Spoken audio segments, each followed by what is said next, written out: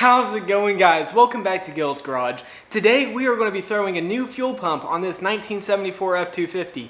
The old one just bleeds off overnight, and then the next morning you'll come out and you have to crank the engine over and over again just to get the carburetor bowl filled back up. So I figured let's save the starter a little bit and go ahead and throw this new fuel pump on and see if that fixes the problems we're having. So without wasting a whole lot more time, let's go ahead and pop the hood and see what all we got to do to get this fuel pump replaced. Thanks to the handle braking, this is how we have to open the hood down.